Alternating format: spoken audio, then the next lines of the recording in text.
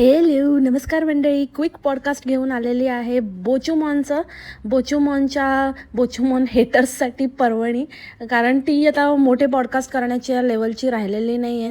So म्हटलं की झटपट पटापट हिच्यावरती पॉडकास्ट उरकून घेतलेलं बरं आहे. कारण हिला एकदम म्हणतात ना की धरताही येत नाही आणि सोडताही येत नाही, तशी अवस्था आहे हिची. सो तिला आपण शॉर्ट पॉडकास्टसाठी सध्या तिची कॅटेगरी ठेवलेली आहे. आणि काल बोमडाच्या गेमला इतकी मजा आली, इतकी बापरे, हसून हसून पोट दुखलं माझं वेड्यासारखं. म्हणजे लिटरली यार, असे एकाहून एक टॅलेंटेड लोक भरले आहेत.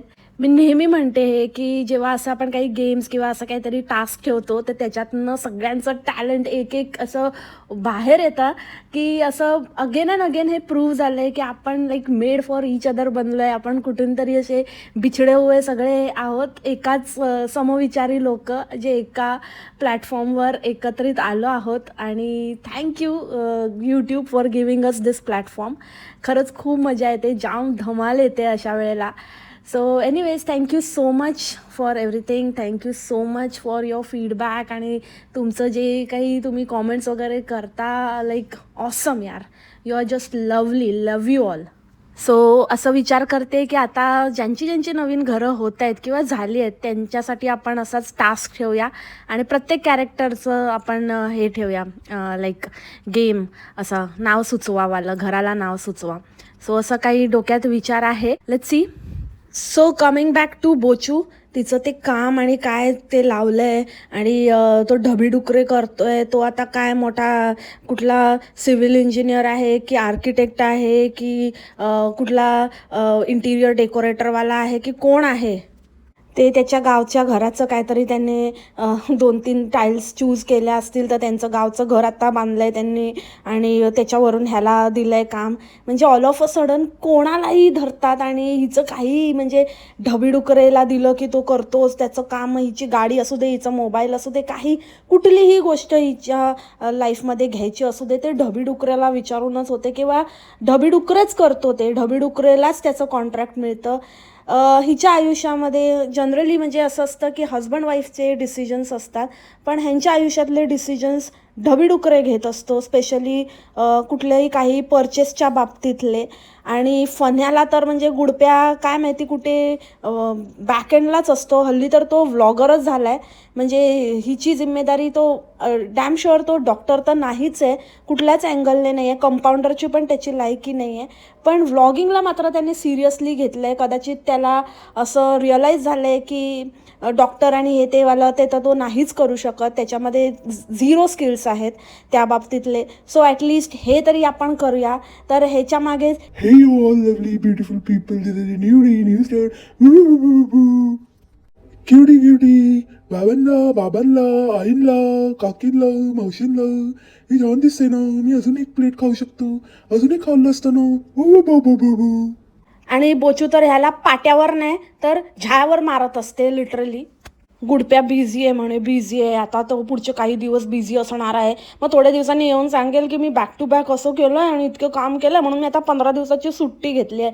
ह्याला तर हॉस्पिटलला सुट्टी असते ते असतेच, क्लिनिकला पण आज सुट्टी येऊन मोकळा होतो. म्हणजे हॉस्पिटलला तर बाबा काहीतरी असेल तसं, लाईक 24 आवर्स ड्युटी किंवा काहीतरी करून तुम्ही डेज कवर करू शकता, एकमेकांबरोबर स्विच करू शकता. पण क्लिनिकला पण हा माणूस करतो. मुळात तर ह्याच्याकडे कोण येतच, ह्याला खरं जाण्याची काय गरज आहे. उगाच आपला तो रोल कॉलवर जातो बस. बाकी तर ह्याच्याकडे काय कोण येतच नाही. त्या दिवशी ती फुगी आलेली, फुगीला पण असं झालेलं तिच्या तोंडावर लिटरली दिसत होतं. त्या ढबीडुकरेने तिच्याबरोबर स्कॅम केलेला. तिला सांगितलेलं की तू पुढे हो, मी येतो, आणि तो आलाच नाही. तो तिथे मस्त मजे मारत होता असेल बोचू बरोबर. बोचू आता घरातच असते कारण ढबीडुकरेला कॉन्ट्रॅक्ट मिळालंय, फण्याला बाहेर काढलंय, सासूला पाठवलंय त्रास होईल आणि हे त्याचं बहाणा सांगून. तशी सासू कुठे बाहेर असते, ती आपल्या बेडरूममध्येच असते, पण तरी तिला ते करून बाहेर पाठवलंय कारण अगेन ढबीडुकरेला कॉन्ट्रॅक्ट आहे. त्याच्यामुळे त्यांचं आपलं मस्त गुल्लू चाललंय. आणि इथे फुगीला सांगितलं तू तोपर्यंत जायला टुचुक करायला, टुचुक. आणि डॉक्टर कोको हा स्वतःला फक्त हा डॉक्टर काका म्हणतो, बाकी कोणासाठीच हा डॉक्टर अजिबातच नाही आहे. ती मुलं पण त्याला सिरियसली घेत नाही. आणि एखादा पिडियाट्रिशियन असेल तर तो किती बिझी असतो. आपल्या लहान मुलांना आपण जेव्हा घेऊन जातो आणि पटकन काही वॅक्सिन वगैरे द्यायचं असेल तर ते पटकन झटपट पटापट देतात आणि चला नेक्स्ट येता काय नाही ऑल वेल गुड छान होणार बाबू एकदम मस्त आहे असं काय नाही आईस पॅक वगैरे लावा असं बोलून लगेच नेक्स्ट दुसरा नंबर तयारच असतो. बाहेर आपण वेटिंगला बसलेलो असतो, नंतर आपल्यानंतर इतर लोक वेटिंगमध्ये असतात. पण हा इतका मांसाहारच्या भाषेत निवांत होता, निवांत की ढबीडुकऱ्याची वाट बघत होता. द्यायचं का इंजेक्शन, द्यायचं का नाहीतर थांबायचं आहे का, ढबी येतोय का विचार त्याला. म्हणजे कोण नाही आहे बाहेर तर काय ढबी येईल तेव्हा देऊ, काही प्रॉब्लेम नाही आहे. ती फुगी म्हणाली देऊन टाक बाबा, तर ढबी येईल का नाही येईल माहिती नाही, मला तुझ्याबरोबर इथे बसवत नाही. बोचूला पण काही असं पडलेली नसते. एखाद्या बाईचा नवरा जर 10:30ला 11:45ला जर ऑफिसमधनं येतोय तर त्याच्या आधी आता ऑलरेडी लेट झालेला आहे, जेवणाची वेळ कधीचीच होऊन गेलेली आहे, तर कोणतरी रेडी ठेवेल, पटकन गरम करून वाढेल. पण हा आल्यानंतर आरामात गप्पा टप्पा बोचू त्याला कुठेतरी आणि बेडरूममध्ये घेऊन जाते आणि मग तिथे जाऊन काहीतरी पकवते आणि मग हा म्हणाला की मला भूक लागली आहे की त्याच्यानंतर मग गरम करायला 11 वाजता वगैरे, आता 11 वाजले आहेत, मग तुला भजी तळू का, मी आदर्श बीवी नंबर 1 असल्याचा आव आणते. अगं तू खरंच आदर्श बीवी नंबर 1 असतीस ना तर तू आधीच सगळ्या गोष्टी तयार करून ठेवल्या असत्या. आल्या पहिले त्याला म्हटलं असतं की तू जेवून घे आणि त्याच्यानंतर आपण बाकीचं काय ते बोलू. त्याच्यानंतर 11:30ला वगैरे जेवणार, त्याच्यानंतर याला TV वगैरे पण बघायचा असतो. हे भगवान. आणि त्याच्यामध्ये पण म्हणेल की I still have a time, मला थोडा वेळ आहे, तर मी विचार करतोय की काहीतरी TV एखादी सिरीज बघू. वा रे वा, काय डॉक्टर आहे, क्या डॉक्टर साहेब, वा. तेच म्हणते की कशाला जातोस तू, तुझ्याकडे खरं तर टाईम आहे, कशाला उगाच जातो ना जगाला दाखवायला. ते मला वाटतं आईने वगैरे सांगितलं असेल की एकदम पण असं नको, तू काय करू नकोस भलेही, पण जरा जात जा, म्हणून आपला नाव ठेवायला जबरदस्ती जातो. ह्या माणसाला चक्क फादर्स डेची पण सुट्टी हवी होती. म्हणजे विचार करा तुम्ही, फादर्स डेला पण हा म्हणत होता की फादर्स डे असाच गेला. ती बोचू म्हणाली की असाच म्हणजे म्हणजे असं संध्याकाळी आपल्याला करायला मिळणार ना. संध्याकाळी म्हणजे ठीक आहे ना, संध्याकाळी तुला काय सुट्टी हवी होती, अख्खा दिवस काय फादर पोदऱ्या खेळणार होता तू पोदरीचा. गब्बस आहे, तोंडात शब्द घुसडतात माझ्या, नंतर बोलतात असं बोलते तसं बोलते. लाज नाही शरम या लोकांना, बेशरम कुठचे. आणि स्वतःच त्या माणसाला सगळं विचारून घेतलं की काय करणार काय नाही.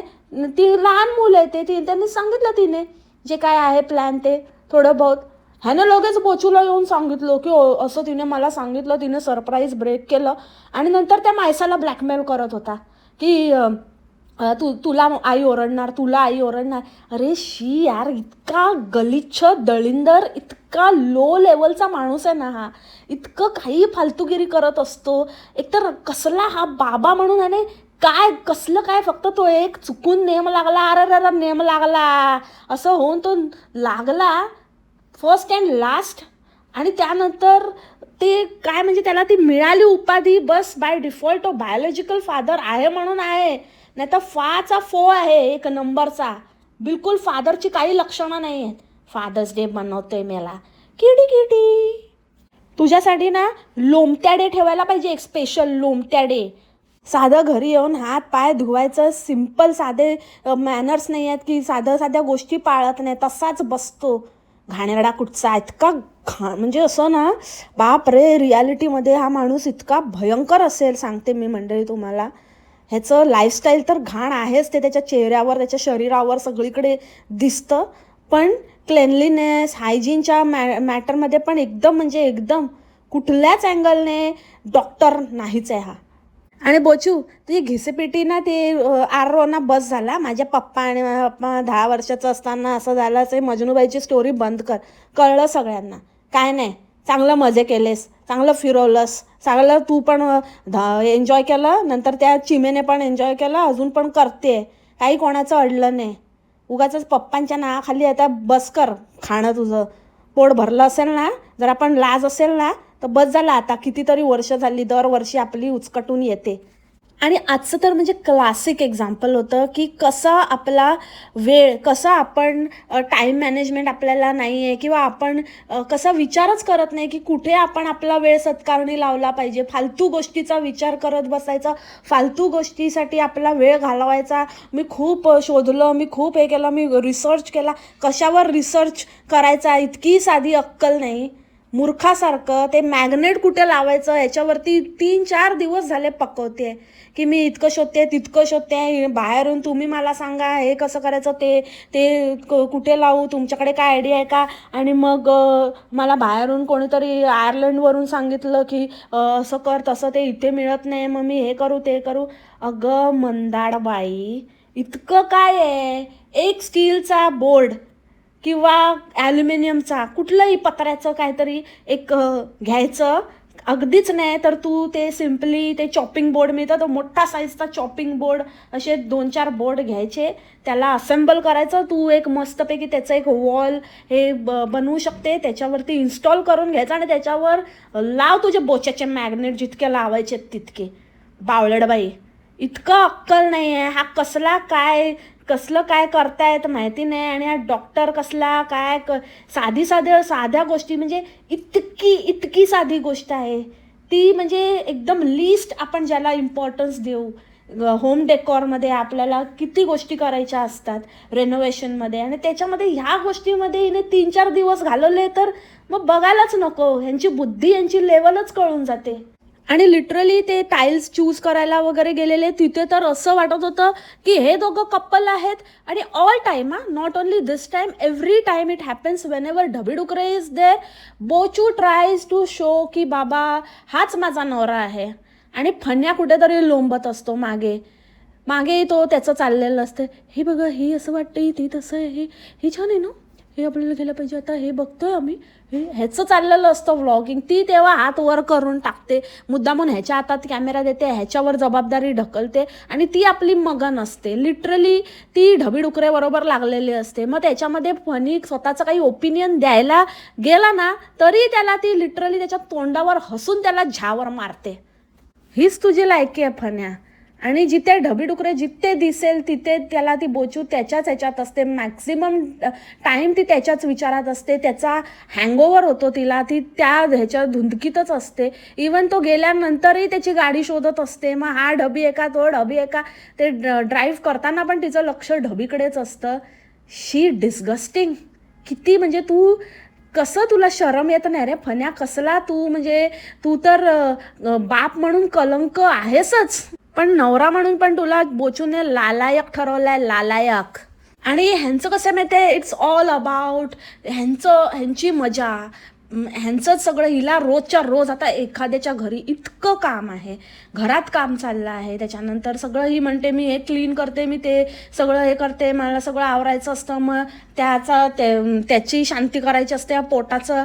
हे पण एक कारण असू शकतं की बोचू एकदम रिलॅक्स असते, भलेही त्याला लेट झाला असेल जेवायला तरी पण, कारण का त्याला इनफ रगडायला दिलेलं असतं. त्याच्यामध्ये पण बाहेरचं पण काय काय खाऊन येत असायला, त्याच्यामुळे तिला चिंता नसते. कारण फक्त डबा खायला तर जातो, 4 डब्बे घेऊन जातो, तर काय आता किती खाणार, एवढं काय भूक लागते, थांबू शकतो थोडा वेळ, म्हणून पण ती रिलॅक्स असेल. तर ते सगळं त्याचं खाणं पिणं त्याचं ते तर एकदम म्हणजे एसेन्शियल पार्ट आहे. तर ते करणं, त्याच्यानंतर आता घरात काम चाललंय, ह्याच्यामध्ये पण ही बाई कंटिन्यूस, एक दिवस सांगा तुम्ही, एक दिवस ही घरात होती, फक्त बोलायला बोलते. माझे ना असे फेजेस असतात की मी एका फेजमध्ये असते, जसं की मूवी तर मूवी बघते, सिरीज तर सिरीज बघते, बाहेर तर फिरायला जायचं तर बाहेरच फिरते, घरात नाही तर मग एकदमच घरात काहीच नाही करायचं. हा फेज तुझा कधीच नसतो काहीच नाही करायचं वाला, घरात बसायचा, काहीच नाही करायला, पण तू बाहेरच भटकते, बाहेर बसून तू काही नाही करते, काय नाही तर तू सेतू पकडते आणि उडते. त्या दिवशी पण एवढा लेट झाला होता, मूवी बघून वाटेल ते सगळे मूवी बघत बसते, यड आहेस तू, 1 नंबर छे. आणि तिथे फिरत बसते, आणि मग तिथे लेट झाला तरी पण तिथून जेवायला आणि कुठेतरी बोबोला जाते, आणि तिथे जाऊन चापून मस्त डाएटच्या नावाखाली त्या फ्रुटिकाचे मस्तपैकी फ्रूट कापते. यडी बाई, नको, माझ्या तोंडात परत तो शब्द येतो आहे तुझ्यासाठी, भोचू, वाय झेड कुठे. आणि ती मायसा ती बिचारी, मला कधी कधी दया येते त्या मुलीची. थँक गॉड देवाने यांना इतकं तरी सद्बुद्धी दिली की एका मुलावर थांबावं, एका म्हणजे मुलीवर, एका संततीवर थांबावं. जास्त अजून एक काढायचं किती त्या सासूआईला काय बळी पडले नाहीत ते नशीब. मेन म्हणजे त्याला ते बरीच कारणं आहेत त्याच्याकडे, की एक कारण म्हणजे फनी यार, फनी द फादर ऑफ ते तो परत ते सगळं त्या फेजमधून जायचं आहे बोचूला इमॅजिन नसेल करवत. So that is the main reason. पण लकी आहे ते मूल जे नाही जन्माला आलं आहे ते. कारण एकाच मुलाची यांनी अशी, एकाच त्या मुलीची अशी विल्हेवाट लावली आहे ना लिटरली. म्हणजे तिच्या शिक्षणाचे, तिच्या अभ्यासाचे काय, म्हणजे तुम्ही कधीही बघा, तिला काही विचारलं तिला काहीच येत नसतं ना. तिला स्पेलिंग येतात ना, तिला बोलता येतं ना, काय काय. कारण ते रेग्युलर नाही आहे. कधीतरी असं बसायचं मेरे मन में आयासारखं आणि करायचं, त्याला काही अर्थ नसतो. आणि त्या मुलीला आता काहीतरी करायचं आहे. ती बिचारी रिक्वेस्ट करते, म्हणते की एक्स्ट्रा क्लासेस आहेत, मे बी ते जिमनॅस्टिकचंच असेल, तर ते मला करायचं आहे आफ्टर स्कूल. आठवड्यातनं 2दाच असतात. आई प्लीज प्लीज प्लीज. नाही नाही, बिलकुल नाही. तू वेडी आहेस का? बिलकुल करायचं नाही. एवढं काय 8-8 तास, तू अजून खूप लहान आहेस. एवढा वेळ घराबाहेर राहायला, एवढं स्कूलमध्ये टाईम स्पेंड करायला नाही नाही, बिलकुल नाही. अरे काय नाही, हिला कसली काय काळजी बिळजी काय नाही आहे. 8-8 तास काय वेडी आहे का वगैरे. त्या मुलीला दुसरं काही आयुष्यच नाही आहे. घरामध्ये नुसतं कुचड ते DIY आणि टी व्ही. बस टी व्ही बघते ती. अख्खा वेळ टी व्ही समोरच बसलेली असते. जेवताना पण ती टी व्ही लावूनच बसलेली असते, हातात ताट घेऊन. थंडगार कसंच काहीतरी खात असते. यांना काही अतापता नसतो. आणि ही बाई बोलते तिला ना मित्र आहे ना मैत्रिणी, कोण काही फ्रेंड्स नाहीत. इतके ती सोसायटी इतकी मोठी आहे, इतके प्रोग्राम्स असतात सोसायटीमध्ये, पण इतक्या गोष्टी होत असतात, पण कशातही तिला एनरोल करत नाही, तिला मिसळू देत नाही. का? कारण मग ह्यांचं सगळं डिस्टर्ब होईल. कुठेही कधीही जायचं, कुठे म्हणजे तिला ह्या मोठ्यांच्या ह्याच्यामध्ये बोचू घुसळायला बघते. तिला काही ना काहीतरी देऊन ॲक्टिव्हिटी तिची एकटीची करून तिला रोज बाहेर घेऊन जायचं, रोज काहीतरी आता शॉपिंगला ह्याला त्याला घेऊन जायचं. आणि त्याच्यामुळे ती विचित्र वागायला लागले. हल्ली तर त्या ठानू दिदी आणि ती दुसरी, त्या दोघी बहिणींना पण तिच्यामध्ये असं वाटायला लागलं आहे की काय बोर आहे ही, जाऊ दे म्हणून. कारण एज डिफरन्स पण आहे आणि तिला मुलांमध्ये कसं राहायचं, खेळायचं तिला ते नाहीच आहे. कारण आईवडिलांनी कधी मुलांमध्ये सोडलंच नाही आहे. आणि ती आता काहीतरी रिक्वेस्ट करते, तिला करायचं आहे. तर बोचू खूप काळजी आणि इतका वेळ बाहेरच्या नावाखाली तिला सप्रेस करायचा प्रयत्न करते. किती स्वार्थीपणा यार बोचू. किती म्हणजे किती एखाद्याने सेल्फ ऑब्सेस्ड असावं आणि नुसतं स्वतःला फिरण्यासाठी. मुलांचे जे इच्छा आहे, मुलांचं जे वय आहे, तिचं वय परत नाही येणार आहे. तिला तिचं तो फेज एन्जॉय करू दे. जसं तुला तुझे फेजेस असतात तसे त्या मुलीचे पण लाईफचे फेजेस आहेत भोछऊ. सच अ बॅड पॅरेंटिंग आणि everything is like just gone wrong. ह्यांचं लाईफस्टाईल म्हणा, पॅरेंटिंग म्हणा अँड वॉट नॉट, सगळंच काही. आणि हे काय इन्फ्लुएन्स करतायत लोकांना आणि काय, हे अजिबातच रिअल लाईफ एखाद्याचं असू शकत नाही. हिच्यासारखं लाईफ आपण किंवा कोणी पण हिच्या अंडे जर जगायला गेले ना, त्यांच्या लाईफचे वाट लागून जातील, त्यांच्या लाईफचे लागतील चांगलेच. काय ते लावून घ्या तिथे विशेषण, तुम्ही समजलं ना. सो लिटरली म्हणजे वेस्ट आहे ही बाई आणि हिचे व्हिडिओज, याचं सगळंच काही. आज नाही उद्या नाही. आणि live life to the fullest नाही, एकदम ओव्हरफ्लो होऊन जाणार तुमचं, लागणार तुमच्या लाईफचे. So that's it for the today's podcast मंडळी. छोटं म्हणता तरी पण एक होलसम आणि एक फुल पॉडकास्टच झालेला आहे. Hope you will enjoy. See you in my next one. तोपर्यंत खाप्या मस्त राहा. Take care. बाय. मासलामा.